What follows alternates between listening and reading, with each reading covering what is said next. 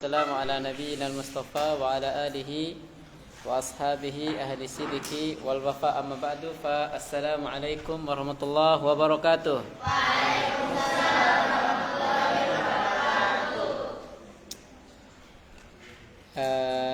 Kaif halukum?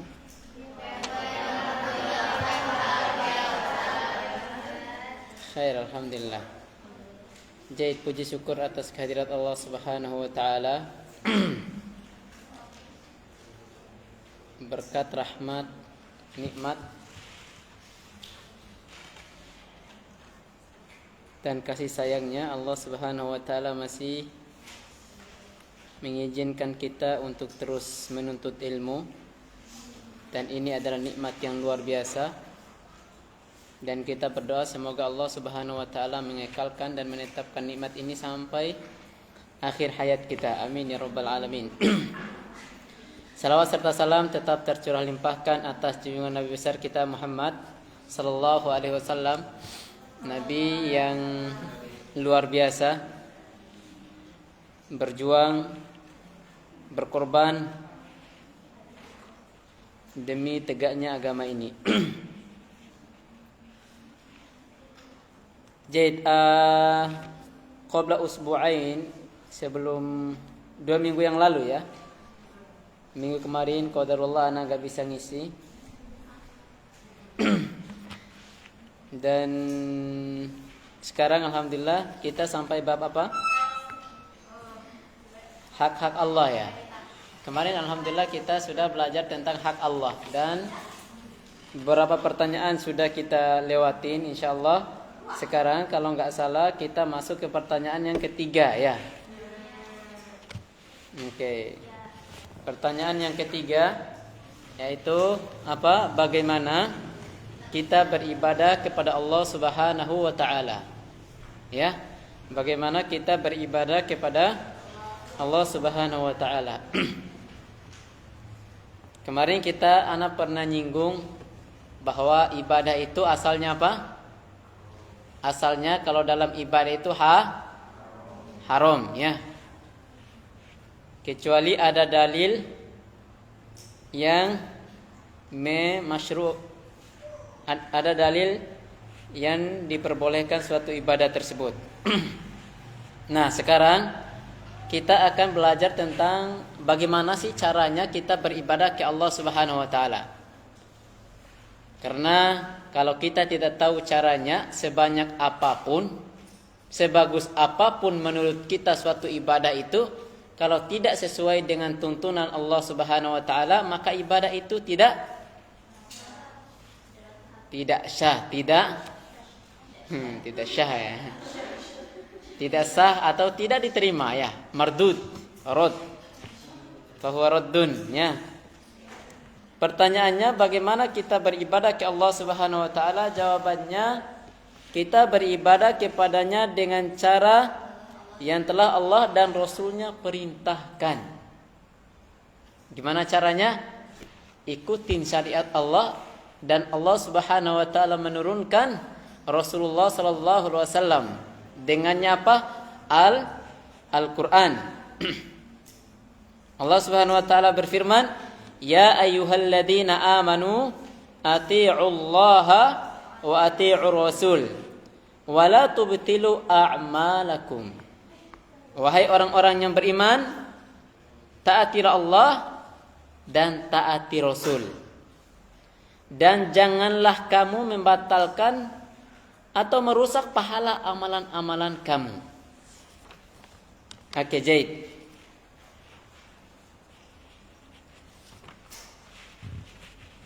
Banyak di zaman sekarang ini orang yang melakukan ibadah itu yang penting melihat baik, atau menurut dia baik, atau dia itu kadang banyak yang hanya taklid buta dan dia nggak tahu itu benar atau salah. Nah, jangan sampai kita yang menuntut ilmu melakukan suatu ibadah yang banyak, yang menurut kita itu udah penuh lah amalan kebaikan kita, sehingga kita berharap surga, ternyata itu nggak ada dalilnya, dan itu salah. Rasulullah sallallahu alaihi wasallam bersabda apa? Man amila amalan laisa alaihi amruna fahuwa rad.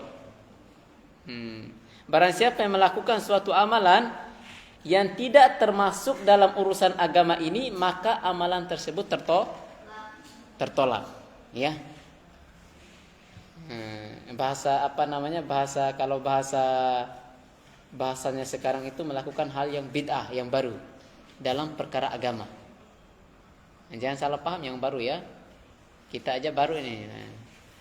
Tapi baru dalam perkara agama. Semenjak Rasulullah SAW sudah meninggal, itu syariat Islam sudah kamil.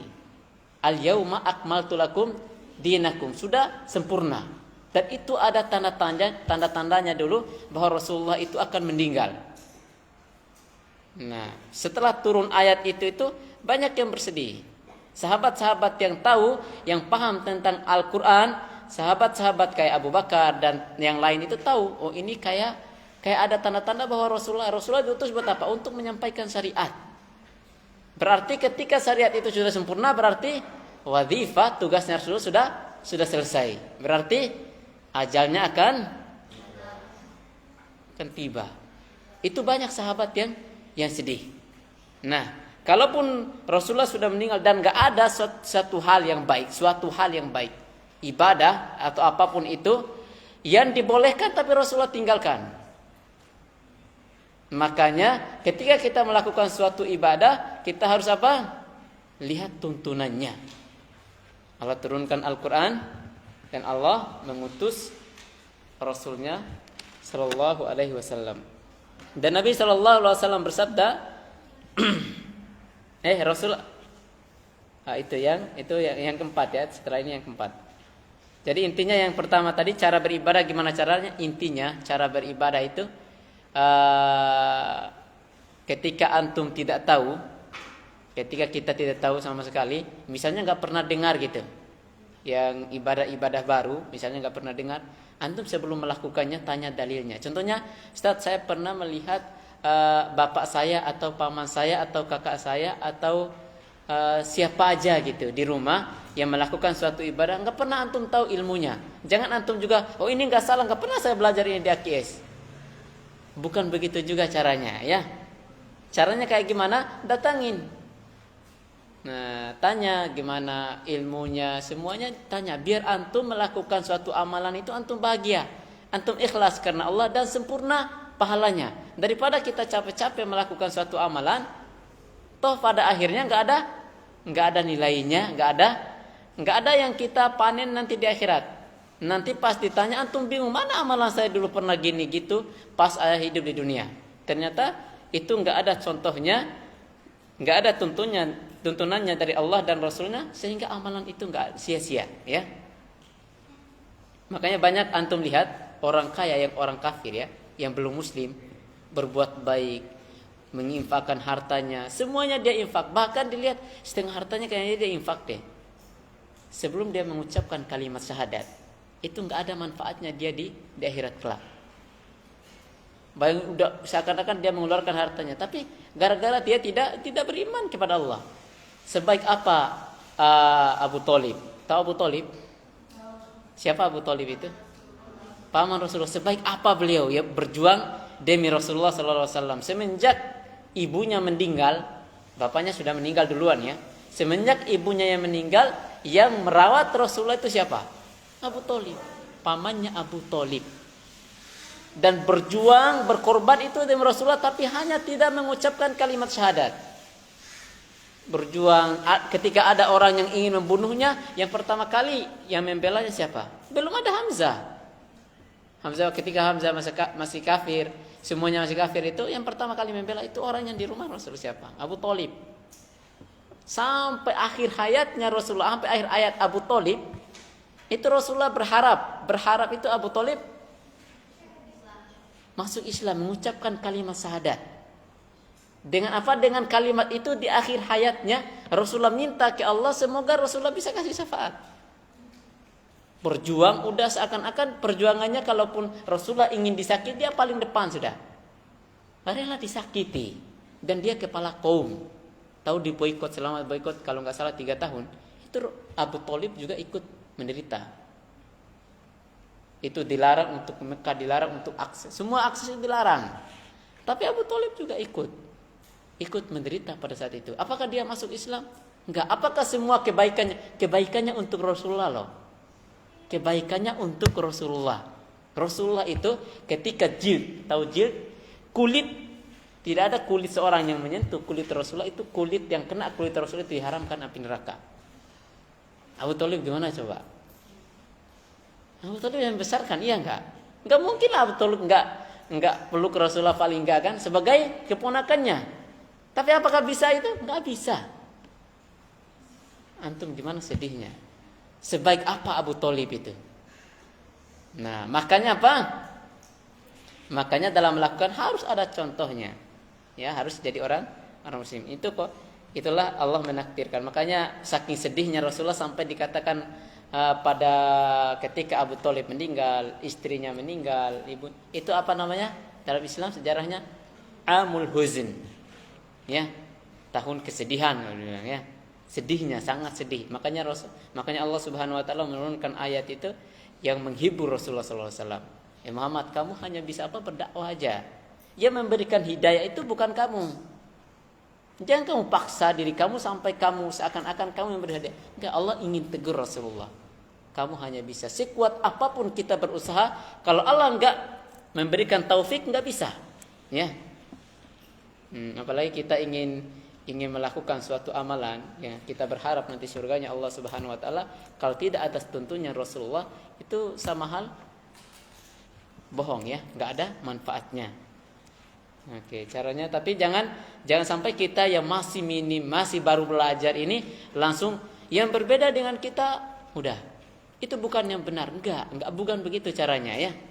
Kita ini baru kemarin lahir dari perut ibu ya. Jangan sampai kita saking semangatnya yang antum pelajari di AKIS itu sudah segalanya, belum apa-apa. Nah, gimana caranya?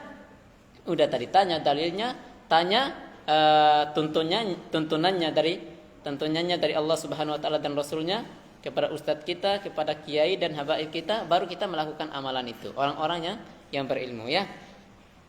Pertanyaan yang keempat, haruskah kita beribadah kepada Allah Subhanahu wa taala dengan rasa takut, khauf atau harap? Dan harapan, haruskah begitu? Jawabannya ya. Ya, melakukan suatu ibadah itu harus didasarkan dengan rasa khauf, menghadirkan khauf, takut kepada Allah Subhanahu wa taala dan berharap. Allah Subhanahu wa taala berfirman apa? Ini potongan ayat, yad'una rabbahum khaufan wa tama'a. Mereka itu meminta ke Allah Subhanahu wa taala khaufan wa tama'a. Khauf itu maksudnya takut. Takut apa? Takut tidak diterima. Wa tama'a dengan berharap apa? Berharap untuk diterima. Contoh terbesarnya yang sering kita lakukan, ketika kita sholat itu kita harus takut ya. Harus didasarkan, ini salah satu contohnya. Kalau kita ingin sholat, harus rasa takut di jiwa kita ini, takut sholat saya ini enggak diterima. Gimana caranya? Ya harus benar-benar persiapkan diri kita untuk sholat. Tahu Umar bin Khattab? Umar bin Khattab itu pernah mengatakan, dinukilkan bahwa beliau itu pernah berkata begini, seandainya, Umar bin Khattab berkata, seandainya satu sholat saya itu saya sudah yakin bahwa satu sholat itu diterima oleh Allah Subhanahu wa taala, maka tidak ada suatu apapun yang saya inginkan sekarang adalah kecuali kematian. Umar bin Khattab pernah mengatakan begitu. Kita ini gimana kita? Umar bin Khattab mengatakan, seandainya satu sholat dia sudah yakin bahwa dia diterima oleh Allah Subhanahu wa taala, maka dia harap itu mati. Berarti itu tanda khusyuknya mereka sholat, berusahanya mereka, nikmatnya sholat mereka itu. Bahkan para salaf itu, ikhwan, ada yang dinukilkan bahwa mereka belajar untuk khusyuk di sholat itu berapa tahun? 20 tahun baru dapat khusyuk. Gimana sih khusyuk sholat, Ustaz?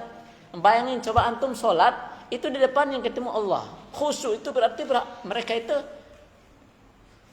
udah, ini saya lagi ngomong sama Allah, ngobrol sama Allah, tidak ada yang lain. Kapan kita merasakan itu? Toh kita pada saat sekarang ini berhadapan sama Allah masih ingat Tadi saya belum makan siang, ya Allah, ayam saya kayaknya saya simpan di atas kulkas. Masih ingat itu. Tadi saya beli ayam terus saya, aduh takut ada kucingnya misalnya. Masih berpikir kayak gitu. Sahabat dulu kalau mau diamputasi, mau dipotong kakinya mau apa? Sholat. Biar nggak sakit, nggak ada bius mereka sholat. Makanya pernah dikatakan Rasulullah bilang arih nabi sholat, maksudnya azan Bilal arih nabi sholat. Ternyata sholat itu istirahat. Kerennya ya, bisa ya mereka sholat itu dianggap istirahat. Kita ini kadang sholat dianggap beban. Itu generasi akhir zaman. Dulu kalau para sahabat masuk sholat itu tidak berharap sholat itu selesai. Kenapa? Karena mereka itu berhadapan dengan Sang Khalik. Ketika masuk sholat berharap sholat itu panjang banget. Ketika mau sholat selesai itu mereka itu, ya Allah akan berpisah dengan Allah. Kerennya. Itu para salaf dulu 20 tahun mereka itu belajar khusyuk. Berarti sholat itu belajar selama 20 tahun. Ketika mereka mendapatkan kehusyuan dalam sholat, tenang. Adakah kita berusaha untuk itu? Berharap ke Allah Subhanahu wa taala. Hadirkan rasa khauf tidak diterima, yakni takut tidak diterima amalan kita, dan berharap untuk diterima. Itu harus ada dua itu ya. Datang-datang jangan sampai datang-datang Allahu Akbar, sholat apa ini? Antum baru nyadar setelah salam. Saya sholat berapa rakaat ya? Banyak. Apalagi kita hidup di area yang mondok gitu, biasanya gitu. Anak pondok itu kadang dia datang sholat baru dibangunin datang-datang nggak tahu dia niat apa. Wajib niat itu rukun sholat. Niat itu rukun sholat. Ya, jangan sampai antum datang-datang Allahu Akbar tanpa ada niat di hatinya bahwa saya sholat. Paham? Misalnya kalau wudu, antum harus ini wudu saya sini buat sholat apa nih? Jangan sampai antum buat sholat aja, enggak. Sholat itu ada sholat subuh, ada sholat duhur, ada sholat asar, ada sholat maghrib, ada sholat isya. Ketika antum sholat duhur dan antum niatnya itu sholat asar karena baru bangun tidur gitu kan, karena hari libur bangun tidur biasanya sholat asar, itu sholatnya batal dan wajib sholat ulang. Jangan kan saya lupa, nggak apa-apa, mungkin nggak dicatat kok salahnya. Bukan itu maksudnya. Antum salah niat, sholatnya nggak dianggap. Bisa dipahami di sini?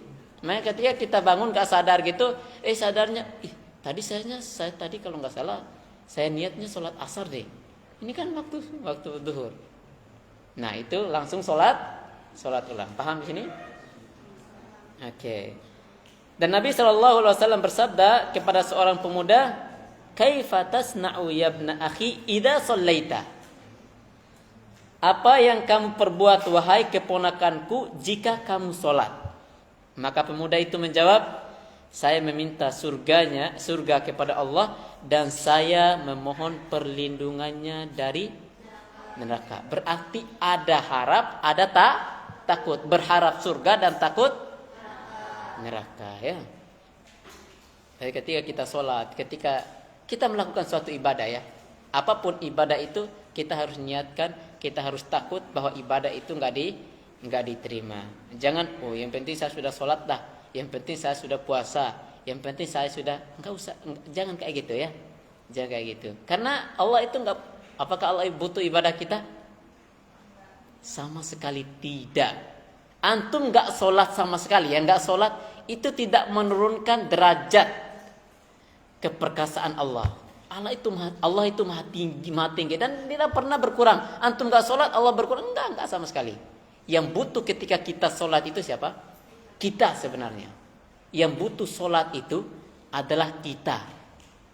Antum coba lihat, bandingkan diri antum yang sholat.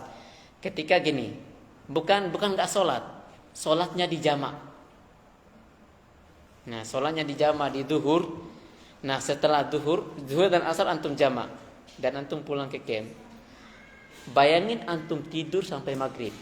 Lihat diri antum gimana rasanya. Ketika Allah syariatkan itu kita bangun sholat asar, itu pasti beda. Nasatnya, semangatnya, jiwa ini pasti beda rasanya. Dulu pernah anak rasain sendiri di Aroya, ketika sholat kita jamak Zuhur dan asar, dan jamaknya di zuhur. Ketika kita makan udah kenyang, kita tidurnya itu melebihi waktu asar. Itu seakan-akan nggak tahu ya, rasanya itu sangat jauh berbeda. Semangatnya untuk menjalankan aktivitas itu beda sekali. Berarti setiap waktu sholat itu ada hikmahnya. Waktu sholat subuh itu ada hikmahnya. Burika ummati fi bukuriha. Waktu sholat zuhur itu ada hikmahnya. Antum ketika capek udah kerja udah banting tulang, apalagi yang kerja kuli bangunan kayak gitu capek. Kalau dia nggak keluar sholat untuk wudhu, ketika dia berwudhu itu memberikan tenaga baru.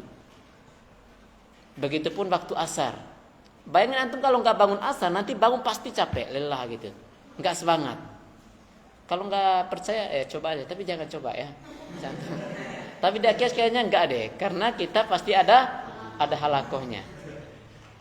Coba lihat kakak atau siapa yang punya kebiasaan begitu, kecuali dia udah merasa udah nggak butuh sama ibadah itu, dan beda pasti hatinya, keras hatinya itu beda sama seburuk-buruknya anak pondok ya, seburuk-buruknya anak pondok karena sudah punya kebiasaan sholat, seburuk-buruknya itu sebaik-baik orang di luar.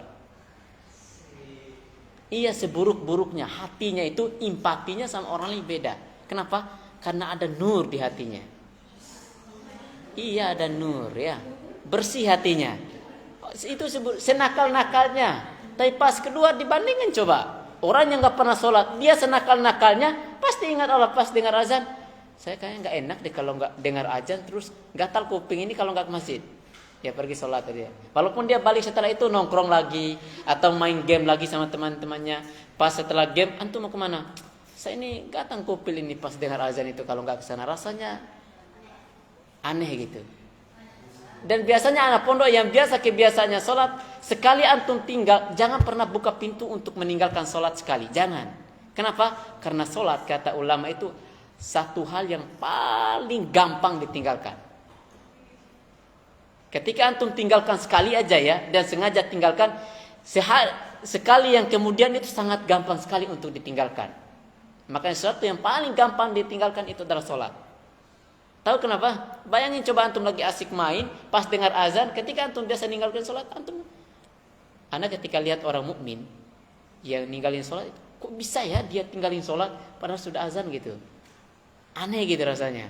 Dia orang muslim kok kerjanya seharian ya, kok bisa ya ninggalin sholat? Kalau antum biasa meninggalkan sholat kayak gitu, itu kalau orang sudah biasa meninggalkan sholat itu bertanyakan. Makanya Syekh Ana itu pernah mengatakan kayak gini. Musibah yang terbesar, musibah yang paling besar yang menimpa seorang mukmin itu katanya adalah ketika dia gampang meninggalkan ibadah. Ketika dia merasa bahwa sholat itu udah, atau ibadah itu atau sholat itu enggak enteng lagi buat dia.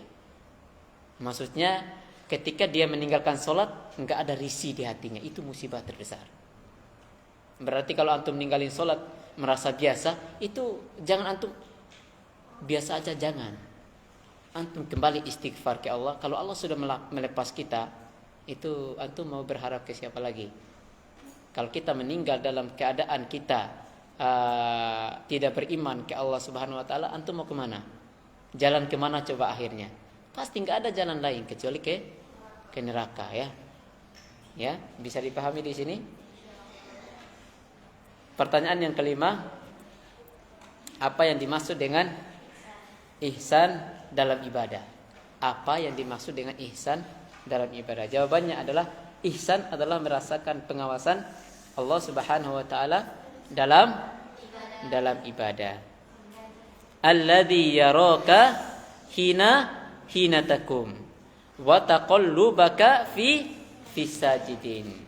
Yang melihat kamu ketika kamu berdiri untuk sholat, dan melihat pula perubahan gerak badanmu di antara orang-orang yang sujud. Berarti Allah yang maha melihat. Ketika antum bangun itu Allah maha melihat. Apapun yang kita gerak sholat. Makanya aneh ya, anak juga gak sengaja, atau anak pas telat datang, anak masih ada lihat ya, teman-teman yang akhwat, yang masih ketika imam sudah Al-Fatihah, antum masih ngobrol samping kiri kanan. Kamu masak mie tadi kok Kok asin banget sih? Ya Allah karim. Kok masih ngobrolin mie mungkin ya? Atau masih ngobrolin tadi kamu udah dibalas nggak chatnya? Di hari Sabtu dan Minggu. Saya tunggu itu dari pagi, saya itu minta ujian sama Ustazah Miftah itu cepat. Atau sama ustaz saya lain. Saya pagi-pagi itu pasti kalau hari Jumat targetnya cepat ujian biar besok dapat HP. Soalnya dulu ada chat yang tertinggal. Tunggu balasannya. Jangan bicara kayak gitu kalau pas sholat. Pas antum masuk masjid ya.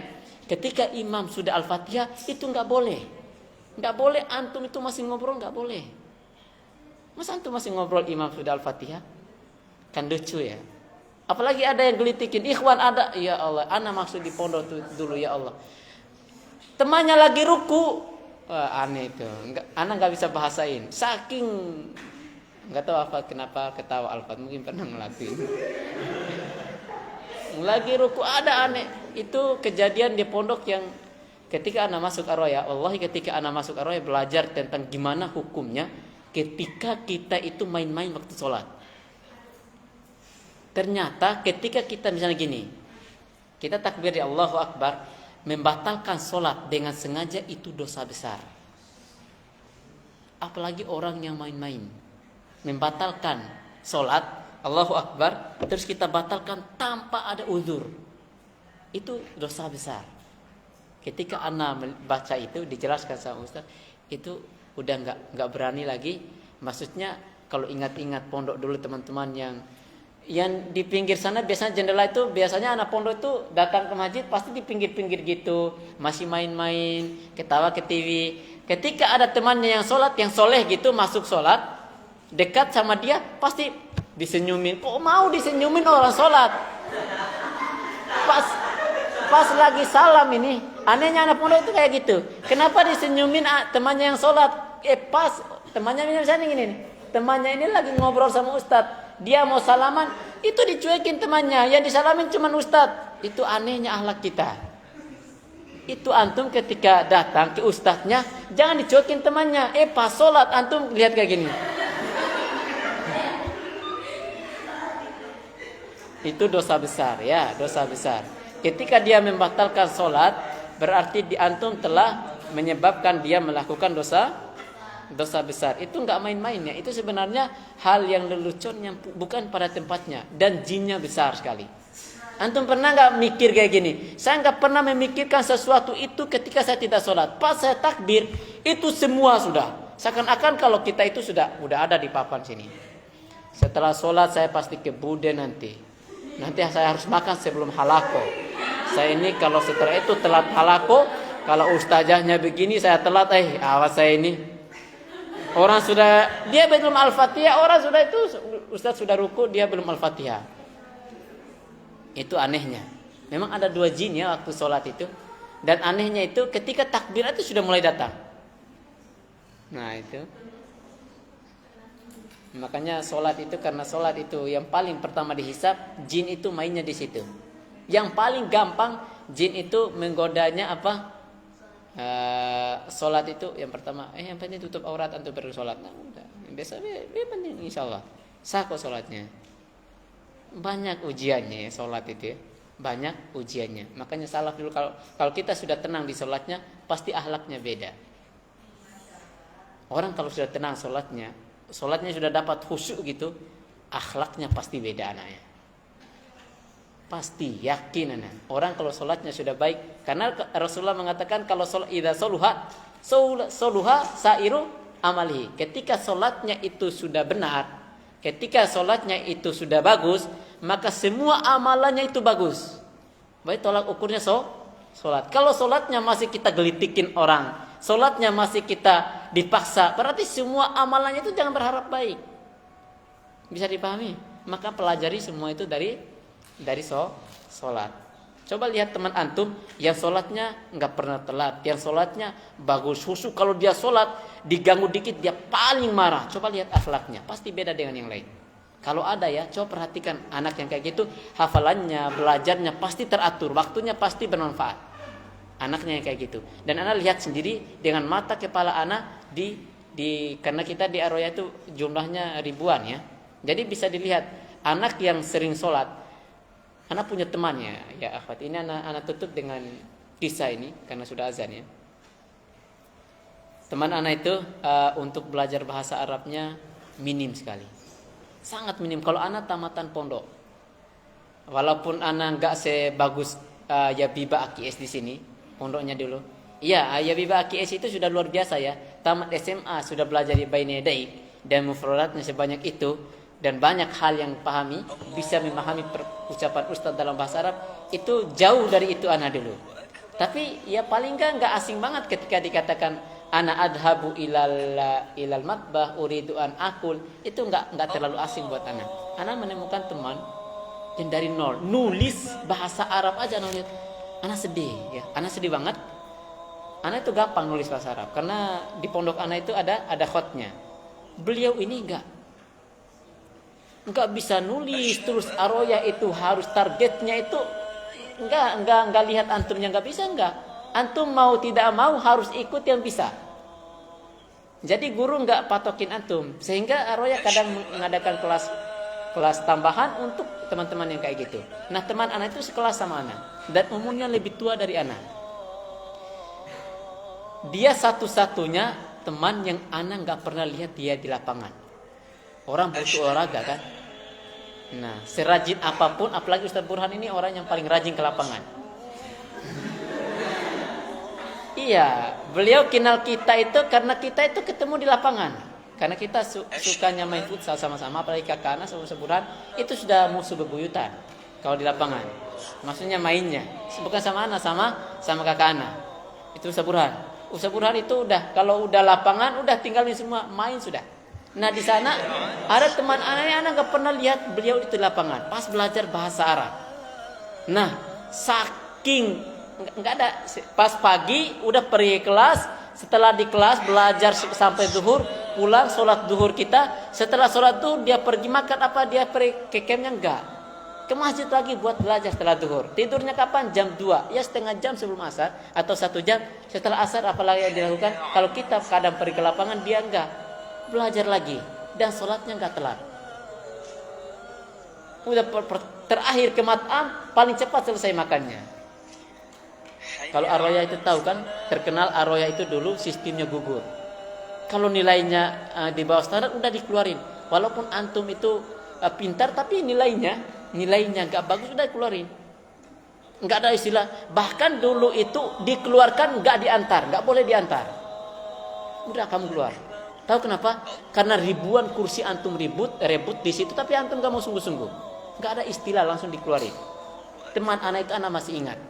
Saking sulitnya dia belajar, pas di ujian itu sebenarnya dia nilai anak dapat kabar bahwa nilainya itu sebenarnya nggak nyampe standar. Tapi karena kesungguhannya, karena ibadahnya mungkin ya, sungguh-sungguhnya Ustadz itu kasih syafaat dia buat lulus.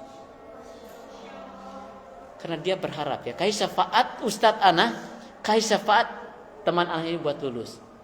Dan dia alhamdulillah bisa tamat D2 di situ. Dan memang targetnya D2 selama 2 tahun. Tapi dia setahun aja pas kita. Dan dia lulus 2 tahun. Dan itu berat. Dan banyak yang keluar gugur di tengah jalan. Apakah dia nggak mau? Bukan nggak mau, dia belajar. Saking maunya dia begadang buat belajar. Belajar Baina Yadai itu kita di sana begadang. Setiap hari pasti kita belajar. Setiap hari, tidak ada hari anak masih ingat, tidak ada rasa ngantuk, tidak ada sama sekali itu selama 6 bulan anak itu nggak perhatikan. Belajar Baina Yadai, saking inginnya kita bisa kejar gimana memahami Ustadz itu ngomong pakai bahasa Arab. Selama 6 bulan anak nggak pernah itu kalau anak ke kelasnya jam 7.30, anak ke sana itu paling telat jam 7.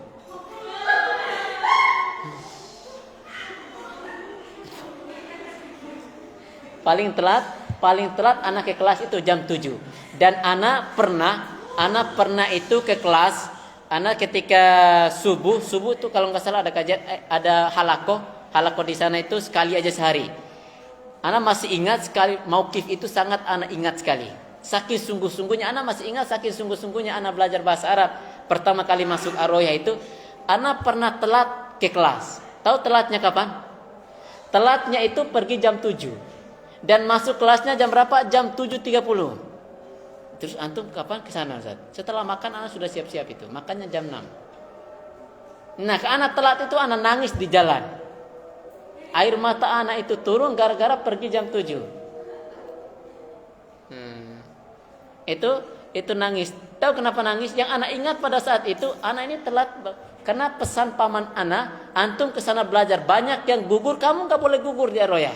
Itu pesan paman anak. Karena banyak yang dari pondok anak udah beberapa orang pergi ke sana tapi enggak nyampe selesai. Mereka gugur terus. Pesan paman anak, antum ke sana belajar, enggak usah mikir. Yang anak pikirkan itu kalau anak malas, anak gugur, anak memalukan banyak orang. Ustadz anak, orang tua anak. Anak ingat itu ya orang tua yang capek kerja dan kita itu petani.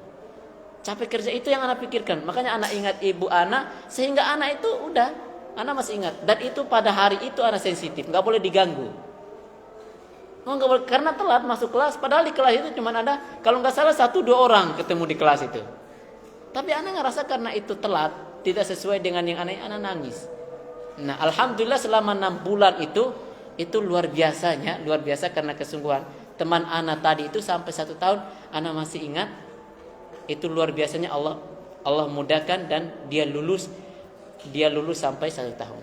Dan yang lain ada yang belajarnya tulisnya selama 2 minggu dia nangis. Pokoknya aneh yang anak teman-teman di Aroya itu anehnya saking sungguh-sungguhnya ya, akhwat. Dan kita itu nggak bayar. Antum di sini bayar. Teman anak itu tahu tulisnya tahu segi 4, tulis bahasa Arabnya segi 4. Saking sulitnya dan dia pernah nangis selama 2 minggu dia bilang. Sudah tamat S1 tapi dia masih masuk Aroya, katanya dapat hidayah masuk Aroya, alhamdulillah. Saya nangis 2 minggu gara-gara nggak tahu apa ustaz itu ngomong apa, terus tulis bahasa Arab juga sulit, memahami pelajaran sulit. Selama 2 minggu dia nangis. Belajar apa? Belajar mengeja tulisan Arab. Tapi alhamdulillah karena dia itu sungguh-sungguh, dia bisa lulus. Dan keahlian dia bisa gunakan untuk Arab. Keahliannya dia itu apa? Matematika. Tapi dengan keahliannya dia yang bilang yang rumus di sekolah-sekolah itu kita yang bikin. Rumus matematika, rumus Pitagoras, rumus jajar genjang, rumus segitiga sama kaki, segitiga sama sisi, itu yang bikin rumus itu mereka. Teman anak itu, dan pintarnya dengan kepintaran itu beliau gunakan untuk belajar di Aroya, belajar bahasa Arab, belajar hadis, semuanya beliau gunakan. Sampai anak masih ingat ketika kita ngafal hadis, anak ketika tanya beliau, coba hafal dalil tentang bla bla. Beliau langsung hafal romonya. Rokomnya 2, 3, 4. An Abi Hurairah. Langsung kayak gitu. Kok bisa 2, 3, 4? Anak lihat sofanya bukan sofa. Ini nomor hadisnya bukan. Itu apa? Ternyata itu adalah rumus dia. Dia bikin rumus ngafal hadis. Saking berarti kepintarannya bisa dialihkan ke pelajarannya. Itu karena apa? Sungguh-sungguh ibadahnya bagus. Sampai anak masih ingat dia ceramahnya pakai bahasa Arab, terakhir sekamar sama beliau dulu, dan alhamdulillah beliau lulus dan beliau bangga. Sampai ada yang nangis dengar ceritanya beliau. Anak nangis dengar ceritanya. Maksudnya perjuangannya itu loh. Perjuangan dia sudah besar, tapi perjuangan untuk belajar bahasa Arab, belajar agama itu luar biasa. Itu di zaman kita dulu. Itu di akhir-akhir. Di masa anak itu di akhir-akhir anak lihat itu anak-anak yang maksudnya teman-teman yang luar biasa. Pas Aroya dibayar, itu anak dengar kabar yang aneh. Yang maksudnya mulai dari akhlaknya, mulai dari santri. Makanya setiap anak, coba lihat diri antum, setiap anak mau ke AKS, mau ke siapapun itu, ketika dia datang karena disuruh sama orang tua, perhatikan dia belajar kayak gimana. Tetapi karena kalau dia datang itu karena dia ingin belajar bahasa Arab atau menghafal Quran, lihat gimana dia targetnya dan semuanya bisa dilihat. Kalau dia datang ke sini karena disuruh sama orang tua, anak yakin target 30 juz nggak mungkin bisa dia capai. Seketat apapun mau dilarang keluar sama sekali di AKS, dia cuman Quran 24 jam sama Quran di tangannya, nggak mungkin dia bisa 30 juz. Tahu kenapa? Nggak ada di hatinya, niatnya nggak ada, ya. Ikhlas, nikmatinya nggak ada. Makanya banyak teman-teman yang pintar waktu kita di Arwah, banyak sekali yang pintar tapi kabur. Antum itu kufur nikmat sebenarnya. Tahu kenapa? Ribuan kursi. Kita itu nomor ribuan daftar di Arwah, tapi kita bisa lulus. Dan itu karena 100% gratis. Makanya harapan anak antum semua, nikmat menuntut ilmu itu adalah nikmat yang Allah Subhanahu wa taala berikan tidak ke semua orang ya. Banyak teman-teman antum yang ingin belajar tapi faktor keluarga, keuangan itu terbatas, Allah tidak mengizinkan mereka untuk belajar. Nah, antum sekarang, mana ada antum sekarang mikir uang? Enggak ada sama sekali. Anak AKS itu orang tuanya ana yakin 99% atau 99 sedikit aja itu menengah ke atas, dan orang tuanya itu bekerja keras untuk anaknya itu hafal Quran dan belajar bahasa Arab, bahasa Inggris di sini. Ya, anak yakin 100% orang tua itu berharap antum di sini. Antum meminta apa aja kalau dengar antum hafalannya bagus, bahasa Arabnya bagus, bahasa Inggrisnya keren, insya Allah semuanya itu akan dicukupkan dengan izin Allah Subhanahu wa taala. Itu aja yang bisa kita sampaikan malam ini. Semoga bermanfaat ya. Insya Allah minggu depan kita akan lanjut ke pertanyaan macam-macam tauhid pembagian, macam-macam tauhid. Insyaallah kita tutup kajian kita malam ini dengan sama-sama membaca doa kafaratul majlis. Subhanakallahumma rabbana wa bihamdika asyhadu an la ilaha illa anta astaghfiruka wa atubu ilaik.